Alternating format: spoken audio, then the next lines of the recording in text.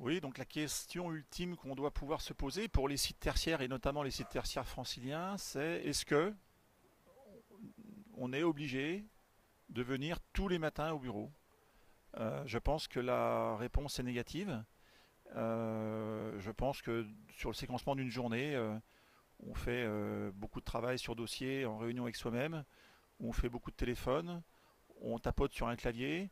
Je pense que ces choses-là, j'en suis même certain, on peut les faire au moins certains jours de la semaine en dehors de son bureau. On a besoin quand même de retrouver l'entreprise, on a besoin de faire vivre l'entreprise en créant du mouvement, du frottement, des échanges avec les collaborateurs, les collègues, mais c'est pas forcément 5 jours sur 5, 10 heures sur 10. Donc partant de ce principe, on s'est ingénié, et Danone est un peu pionnier en la matière, à travailler sur le sujet de télétravail, qui est une bonne alternative. Elle est tellement bonne qu'elle concerne aujourd'hui 60% de nos effectifs tertiaires franciliens. 60% des gens ont signé un accord avec à la fois la structure RH et à la fois leur direction, et ce qui leur permet donc de travailler à domicile avec une fréquence, une cadence adaptée à chacun des besoins et à chacun des profils. Pour autant, le télétravail n'est pas forcément la panacée, ou en tout cas pas pour tout le monde. Parce que, prosaïquement, tout le monde n'a pas un lieu dans son domicile adapté au travail. Et puis on peut être dérangé, on peut avoir du mal à se concentrer, on peut aussi estimer que le télétravail n'est pas la panacée pour tout le monde.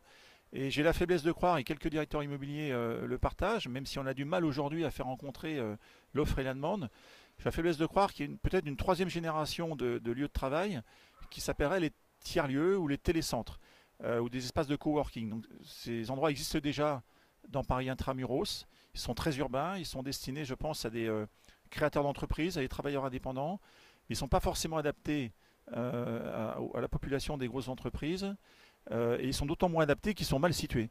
Moi, je pense que les télécentres doivent être situés en amont des gros nœuds de circulation, puisqu'on a un tropisme parisien et que globalement, tous les matins, des jours ouvrés en tout cas, des milliers de gens convergent vers Paris Intramuros. Je pense pas, il y a des endroits très anxiogènes aux quatre points cardinaux de Paris, à partir desquels, à des heures conventionnelles, on a des problèmes de circulation, que ce soit par le fer ou par la route.